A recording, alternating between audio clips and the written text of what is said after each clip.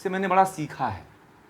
मैंने सबसे पहले लॉर्ड मैकाले को थोड़ा सा अध्ययन किया और जानने की कोशिश किया कि लॉर्ड मैकाले जो है, लॉर्ड मैकाले जैसा चोर आदमी जो है हमारे देश को 300-400 साल तक जो है गुलाम बना सकता है, तो क्या हमारी माँओं ने इतना भी दूध नहीं पिलाया है कि हम जो है उस गुलामी के सिद्धांत को उखाड़ करके फेंक सकें। और इसीलिए मैंने जो है ना सोशल मीडिया पे काम करना शुरू कर दिया है।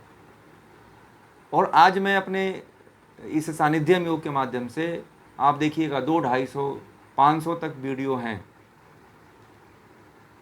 जिसमें राष्ट्रीय से लेकर के आध्यात्मिक आपको ज्ञान भरपूर मिल जाता है, और उसको मैं लोगों तक भेजता रहता हूँ, ग्रुप बना करके, संदेश बना करके। जो सक्रिय रहते हैं, जो इस बात को समझते हैं, वो शेयर भी करते हैं।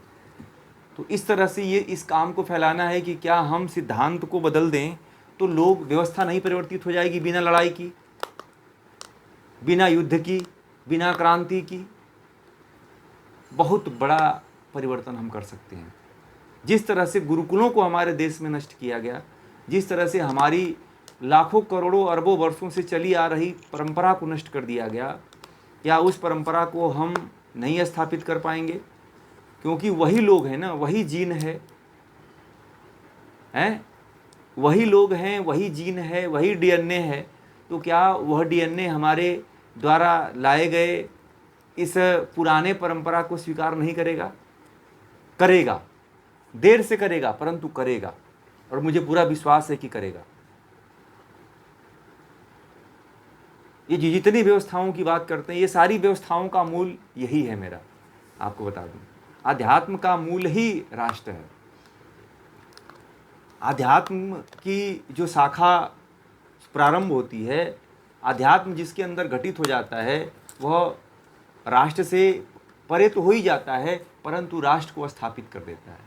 भगवान श्री कृष्ण और भगवान राम जो है वो अध्यात्म को प्राप्त कर चुके थे, और अध्यात्म को प्राप्त करने के बाद उन्होंने राष्ट्र को एक करने की कोशिश किया, राष्ट्र को अखंड बनाने की कोशिश किया। तो इसीलिए जो है सर्वप्रथम जो है हमें अपने पुरातन संस्कृति को, सभ्यता को, आध्यात्म को जानना पड़ेगा, योग को जानना पड़ेगा। इस पाखंड जो हमारे समाज में, हमारे लोगों के बीच में जो पाखंड व्याप्त हो चुका है, उस पाखंड को उखाड़ के फेंकना पड़ेगा और मूल धर्म से और मूल आध्यात्म से जोड़ना पड़ेगा कि लोगों के चरित्र में वो आध्यात्म धर्म दिखाई दे। मैं आपको धर्म की परिभाषा 10 लक्षण इसीलिए बताए थे कि वो धर्म के 10 लक्षण आपके भीतर देखने को मिले। धर्म का मतलब ये नहीं कि आप जो है मंदिर जो है भीख मांग रहे हो, गेरुआ वस्त्र धारण कर लिए हो और जीवों की हत्या करते हो, पाप करते हो, कुकर्म करते हो, वह छिप करके वह धर्म है। वह धर्म नहीं है। धर्म के लिए आपको, आपके अंदर क्षमा होना चाहिए, धैर्य होना चाहिए, हैं? यह जो धर्म के 10 लक्षण हमने बताए थे, वह सारे लक्षण आपके भीतर होने चाहिए, तभी आप कुछ कर सकते हो।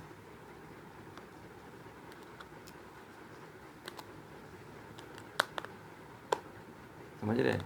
यह चीज यदि आपके भीतर नहीं है तो आप कुछ भी नहीं कर सकते। भारत को और राष्ट्र को बदलना इसी ध्येय से बदला जा सकता है। जिस ध्येय से हमारे लोग बदले हैं, उसी ट्रैक पे चल करके पुनः से इनको वही चीज़ परोसना है। बार बार वही चीज़ दिखाइए, एक दिन देखते देखते उसी को देखने लग जाएंगे। जिस तरह से आप देखिए कि आपके दादा और आपके मम्मी पापा टीवी नहीं देखते होंगे, परंतु बच्चे देखते हैं क्योंकि वो पहले से आए थे। तो इसी तरह से जो है हम इस आध्यात्म को बच्चों में लेकर के जाएं, स्टूडेंटों में लेकर जाएं, लड़कियों में लेकर के जाएं, विद्यार्थियों में लेकर के जाएं कि वह सुने इसको। वह सुनेंगे तो इसको देखना शुरू कर देंगे, इस पे विचार करना शुरू कर देंगे। आज ज़रूरत है, एक हमारे मित्र हैं, वो कहते हैं कि कन्हैया जी आपके लेक्चर जो है ना वो स्कूलों में होना चाहिए, क्योंकि स्कूलों में यदि यह लेक्चर होने लगे तो बहुत बड़ी क्रांति हो सकती है। तो मैंने कहा कि आप स्थापित करवाओ। बोलते हैं कि ठीक है, मैं व्यवस्था करवाता हूँ, क्योंकि स्कूलों से बहुत बड़ी क्रांति हो सकती है। कॉलेजों से बहुत बड़ी क्रांति हो सकती है। आज का युवा आत्महत्या करने के कगार पे है। आज का युवा जो है जहर खाने के लिए मजबूर है। आज का युवा को कुछ रास्ता नहीं दिखाई दे रहा है कि हम क्या करें। आज का युवा जो है अकेले सुसाइड पॉइंट पे खड़े होकर के ये सोचता है कि मर जाऊं कि घर लौट जाऊं। आज आपको नहीं पता होगा, अध्यात्म धर्म के बारे में नहीं पता होगा किसी युवा को, परंतु हर युवा को, चाहे अहमदाबाद का रहने वाला हो, चाहे मुंबई का रहने वाला हो, चाहे दिल्ली का रहने वाला हो, चाहे लखनऊ का रहने वाला हो, हर युवा को पता है कि उस सिटी का सुसाइड पॉइंट कौन है। ठीक है, हर शहर में रहने वाले विद्यार्थियों को और लड़कों को ये पता होता है कि उस शहर का सुसाइड पॉइंट कौन है, और वहाँ पे हर दिन जो है लड़के जाते हैं सुसाइड करने के लिए। पता है आपको अहमदाबाद का सुसाइड पॉइंट कौन है? हैं? नहीं पता होगा। आप विद्यार्थियों से पूछिएगा, जो लड़के इंजीनियरिंग के छात्र हैं, एमबीबीएस के छात्र हैं, उनको पता होगा कि अहमदाबाद का सुसाइड पॉइंट कौन है। साबरमती रिवर फ्रंट को तो सरकार ने ऊंचा कर दिया, वह था, परंतु उसको ऊंचा कर दिया कि कोई कूद नहीं पाएगा। परंतु अब बदल दिया सरकार, अब और बदल दिया अब लोगों ने, अब लड़कों ने कहीं और चुन लिया सुसाइड पॉइंट। तो मरने की क्यों? नहर जो आती है, हाँ, जो नहर आती है, हाँ, तो वो भी है, वो उसमें भी सुनने में आ रहा है, हाँ। तो यही बता रहा हूँ कि आज का युवा क्यों ये कर रहा है भाई, क्यों सोच रहा है इसको? क्योंकि उसको सही दिशा देने वाला कोई नहीं है। उनको सही दिशा मिल ही नहीं रही है।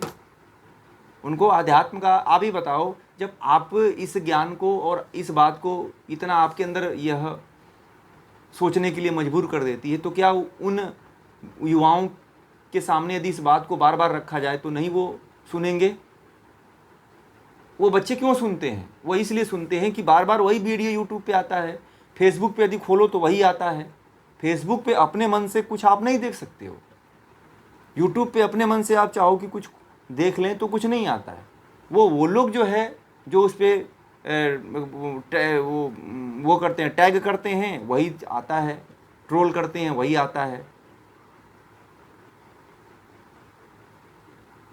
तो हम क्या सोशल मीडिया के माध्यम से कुछ अच्छा नहीं कर सकते हैं?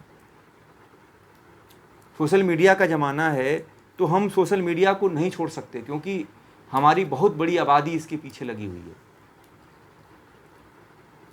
तो क्या हम उस आबादी को, और वो भी बुद्धिजीवी समाज लगा हुआ है, पढ़ने लिखने वाले धनाढ्य परिवार लोग लगे हुए हैं, सोशल मीडिया और वेबसाइट चला रहे हैं, तो क्यों न हम उसी माध्यम से आध्यात्म को लेकर पहुंचा जाए? क्यों न उसी माध्यम से आध्यात्म को जन जन तक पहुंचाया जाए? इसमें क्या बुराई है? चलो हम नहीं कर पा रहे हैं, जो कर रहा है उसका सहयोग करें, तो ये भी तो आपका एक सहयोग होगा, आपका भी तो बहुत बड़ा सहयोग होगा इसमें। केवल जो आध्यात्म कहता है उसका ही सहयोग नहीं होता है, जो आध्यात्म को फैलाने में, जो प्रचार प्रसार करने में भी जो लोग होते हैं, उनका भी बहुत बड़ा सहयोग होता है, उनका भी बराबर का ही सहयोग होता है। क्योंकि यदि वो नहीं फैलाते, नहीं पहुंचाते, तो वो ज्ञान थोड़ी पहुंच पाता। तो मैं तो सभी लोगों से कहता हूँ कि इस ज्ञान को, इस जन जन तक लोगों को पहुँचाओ। अपने आध्यात्म के बारे में लोग जानें, अपनी वैज्ञानिकता के बारे में जानें, अपने शास्त्रों के बारे में जानें, और उसको जान करके अपने आप का उत्थान करें, अपने आप को आगे बढ़ाएं। तभी जो है, जो आपका जो प्रश्न है, वह उसका उत्तर पूरा होगा। आज बहुत बड़ा षड्यंत्र चल रहा है। आप यूट्यूब पे कोई वीडियो, फेसबुक पे कोई वीडियो देख लो, मैं कहता हूं कि उससे रिलेटेड ही वीडियो आते हैं। एक लड़का था, उसने कहा कि कुछ कर देखिए, मेरे यूट्यूब चैनल पे बस पोर्न वाली वीडियो आती है। तो मैंने कहा कि तुम पहले शायद देखते होगे यूट्यूब पे पोर्न वाली वीडियो। तो बोलता था कि नहीं नहीं, मैं पहले देखता था, बहुत पहले। तो मैंने कहा कि तुमने देखा, इसीलिए तुम्हारे चैनल पे वो बार बार जो है तुम्हारे आ रहा आती है वीडियो, वही वाली वीडियो आती है। तो अच्छी चीज़ देखोगे तो अच्छी चीज़ें आएंगी। तो ये होता है कि हमें क्या करना चाहिए कि हमें अच्छी चीज़ों का प्रचार करना चाहिए। पहले पता है टाटा नमक जो है पहले जो है फ्री में खिलाते थे अंग्रेज। जो ये जब रिफाइंड नमक है, जो रिफाइंड नमक है हमारे देश में कैसे लाया गया, यह राशन कार्ड पे आटे और चावल के साथ जो है फ्री में दिया जाता था। ठीक है, पहले भारत के लोग नमक नहीं खाते थे रिफाइंड वाला, ये ज़बरदस्ती पहले फ्री में खिलाया गया। उसके बाद लोग इसको खाने लगे। जब इसको लोग खाने लगे तो वही मार्केट में पैसे से मिलने लगा, 2 रुपये 1 रुपये का किलो मिलने लगा। तो लोग सोचते थे कि 1 ही रुपया किलो मिल रहा है ना, खरीद लो। तो धीरे धीरे 1 रुपया बढ़ा, 2 रुपया बढ़ा, 3 रुपया बना, 5 रुपया बना, 20 रुपया हो गया, आज 50 रुपये हो गया। तो टाटा का नमक आज 20-25 रुपये किलो मिलता है, जिसको कोई छूता तक नहीं था, जिस नमक को, समुद्री रिफाइंड नमक को। तो ये पॉलिसियां रही हैं कि किसी चीज़ को यदि स्थापित करना है तो 10 साल 20 साल लगेगा, ठीक है, परंतु वह चीज़ यदि स्थापित हो गया लोगों के बीच में तो बहुत बड़ी क्रांति देश में हो सकती है, बहुत बड़ा व्यवस्था परिवर्तन हो सकता है। और मैं जिस व्यवस्था परिवर्तन की बात कहता हूँ वह सबसे बड़ी व्यवस्था परिवर्तन है। इससे बड़ा कोई व्यवस्था परिवर्तन नहीं हो सकता है। वैचारिक व्यवस्था परिवर्तन होना जरूरी है, क्योंकि सैद्धांतिक और वैचारिक व्यवस्था जब तक नहीं बदलेगी, आप भारत में कितने भी अच्छे अच्छे प्रधानमंत्री और मुख्यमंत्री बना लो, कोई कुछ नहीं कर पाएगा। अच्छे लोग आकर के कर ही क्या रहे हैं आप बताओ। राजनीति में किसी अच्छे व्यक्ति को बैठा दो, वो क्या कर रहा है? कुछ कर रहा है? कुछ नहीं कर रहा है, आपको बता दें।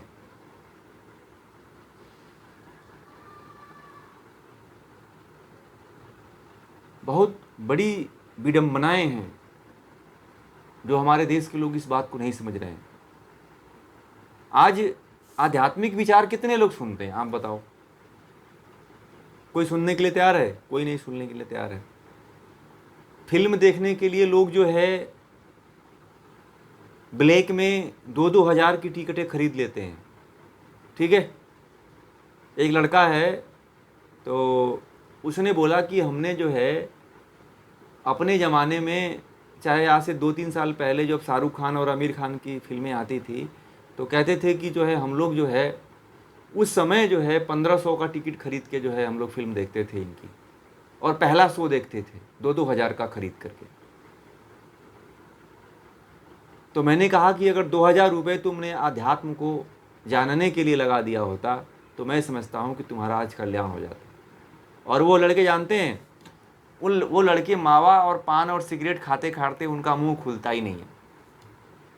कैंसर के प्री जो है पेशेंट हो चुके हैं, और उम्र जानते हैं कितनी है उनकी?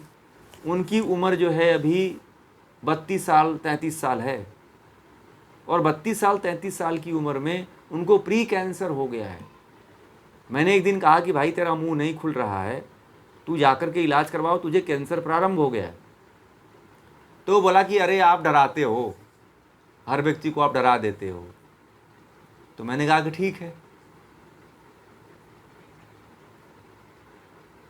तो हाँ, तो वो क्या हुआ कि फिर जो है जब उनको मुंह उनका बंद होने लगा, खाना खाने में प्रॉब्लम आने लगी, और मुंह में इतना बड़ा गड्ढा एक दिन हो गया ऑटोमेटिक। बोले कि इतना बड़ा मांस का लोथड़ा मेरे मुंह से निकला, और वो गड्ढा हो गया, और कुछ खाना उसके लिए मुश्किल हो गया, इतना बड़ा होल हो गया मुंह में उसके। तो डॉक्टर के पास गया तो बोला कि तुम्हें तो 2nd स्टेज का कैंसर हो गया है। तो बोला कि आपने तो पहले ही मुझे बोल दिया था। तो मैंने कहा कि मुझे पता था कि तुम्हें कैंसर हो गया है। और जानते हैं, वह लड़का जो है आज की स्थिति में दिल्ली एम्स में नंबर लगा रहा है, दौड़ लगा रहा है।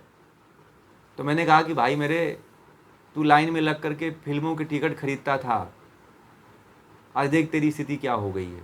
बोलता था कि अरे भाई जी अब क्या कहें, मैंने बहुत बड़ी गलती कर दिया। थोड़ा सा मैं आपकी बात को माना होता तो शायद ये मेरे साथ नहीं होता। अब पता नहीं वो बचेगा कि नहीं बचेगा, अब ये तो ऊपर वाला ही जानता है। ठीक है, तो कर्म किया है तो भुगतना पड़ेगा। मैंने कहा कि अच्छे रास्ते को यदि तुम अपनाए होते तो तुम्हारे साथ ऐसी घटना नहीं घटित होती। उसकी माँ कहती है कि बेटा आप सही कहते थे, परंतु हम लोग भी इतना ध्यान नहीं देते थे, हम लोग भी समझते थे कि आधुनिक समय है, बच्चों के खेलने कूदने का, मज़ा करने का जीवन है, इनको क्यों रोक लगाया जाए।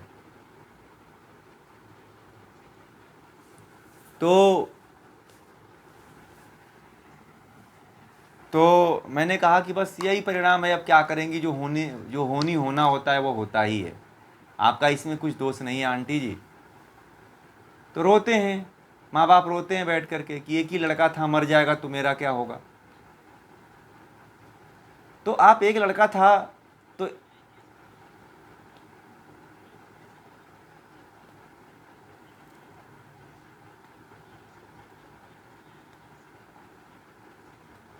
वही तो बता रहे हैं, माँ बाप जो है ना, जब बच्चा जो है शराब पीने लगता है तो हंसते हैं, जब किसी लड़की से फ़ोन पे बात करता है तो मुस्कुराते हैं, कहते हैं कि अरे अब तो हमारा लड़का नौजवान हो गया, लड़की से बात कर रहा है।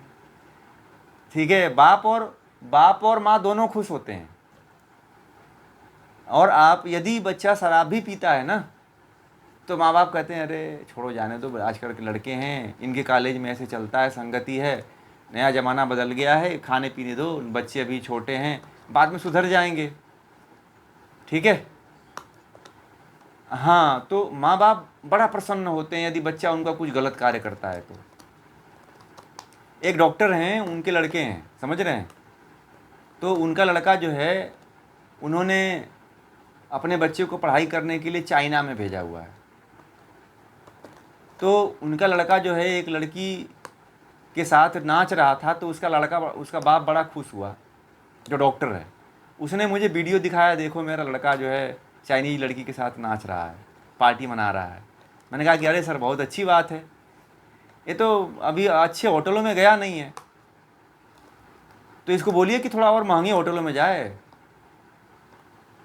तो मैंने भी कहा कि और इससे थोड़ा और पैसा दे दीजिए। बोला कि नहीं, अभी पैसे अगले महीने में 5 लाख रुपया लगाने वाला हूँ। मैंने कहा कि लगाइए कम से कम, वहाँ लड़का गया है, अब चाइनीज लड़की है तो वहाँ खर्च थोड़ा महंगा पड़ेगा ही, और आपका लड़का ये काम करने लगा है, बहुत बड़ी बात है ये। तो मैंने भी थोड़ा बढ़ा के ही बोल दिया, क्योंकि यदि मैं रोक लगाता तो मैं विरोधी हो जाता, और फिर उनके जो है खुशी में कहीं ना कहीं रोड़े आते। तो मैंने कहा नहीं, बहुत अच्छा काम है। तो उसकी माँ कह रही है कि अब हमारा लड़का देखो जो है अब लड़कियों के साथ जो है तफरी करने लगा। मैंने कहा कि बहुत अच्छी बात है। पहले यहाँ पे इंडिया में कुछ बताते ही नहीं है, इंडिया में ऐसे घर में पड़े रहते थे, परंतु वहाँ गया तो देखो, कम से कम विदेशों में यही तो फ़ायदा है, कम से कम जा कर के लड़कियों के संग जो है ऐसे जो है फ्लर्ट करते हैं, उसकी माँ कह रही है। तो कहीं ना कहीं बच्चों को, क्योंकि बच्चों के माँ बाप को ही कुछ पता नहीं है, जो फिल्मों में टीवियों में देखते हैं वही जो है करने के लिए कहते हैं। तो एक दिन मुझे कहते हैं कि आप टीवी नहीं देखते हो क्या? मैंने कहा कि टीवी मुझे लाना ही नहीं है। मैंने कहा कि टीवी देखना दुनिया की सबसे बड़ी मूर्खता वाला काम है।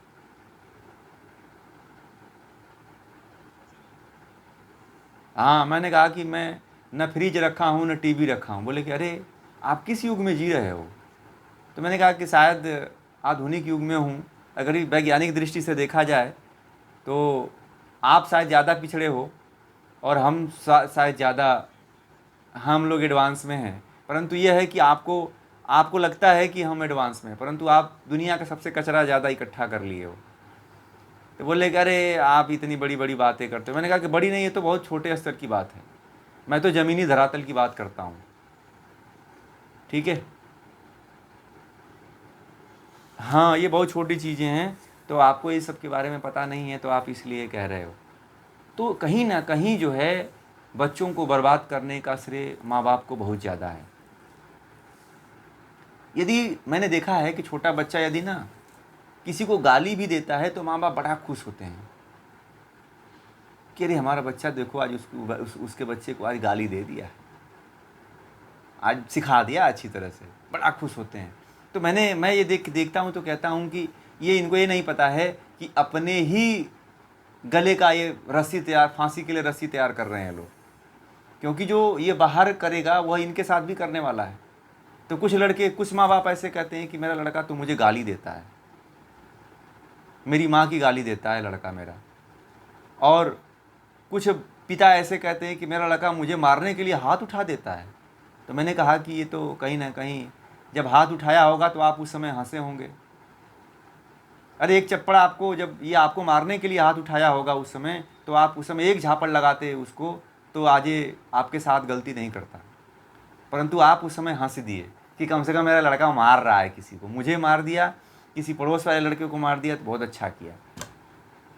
तो माँ बाप ही कहीं ना कहीं अपने बच्चों को बिगाड़ते हैं, सिगरेट पीने के लिए, शराब पीने के लिए, फ्लर्ट करने के लिए। अब मैंने ये बात सुना ना कि मेरा लड़का फ्लर्ट कर रहा है, तो मैंने बड़ा आश्चर्य हुआ कि वो माँ कैसी होगी।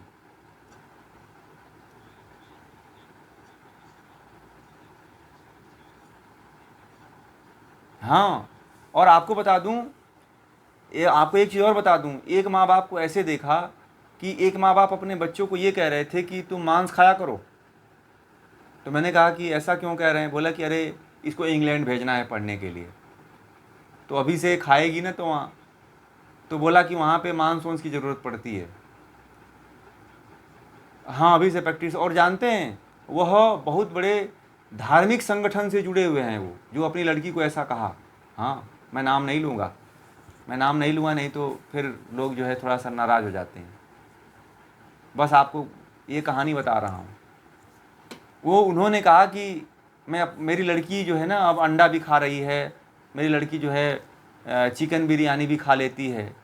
तो मैंने कहा कि ये सब क्या फालतू का कर्म करवा रहे हो आप? तो बोले कि नहीं, ये विदेश में जाने के बाद ये सब करना पड़ता है, वहाँ तो कुछ छूटता ही नहीं है, वहाँ तो सब ये सब करना पड़ता है, मजबूरी हो जाती है। तो इसीलिए जो है अभी से इनको अभ्यस्त करवा रहे हैं। देखो आप क्या कहोगे? सब आ रहा है वहीं से।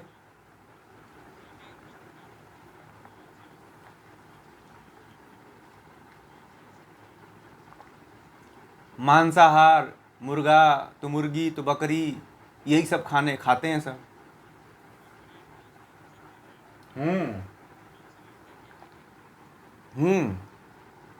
इसीलिए जो है जब मैंने इस तरह की बात उस व्यक्ति से सुना, और वह व्यक्ति बड़े समाज के एक विशेष पद पे बैठा हुआ है जो अपने लड़की को इस तरह से कह रहा था खाने के लिए, तो उसी के बड़े भाई की पत्नी ने मुझे ये बात कहा कि ये हमारे लड़कों को भी कहते हैं कि तुम लोग भी अंडा और मांस खाया करो।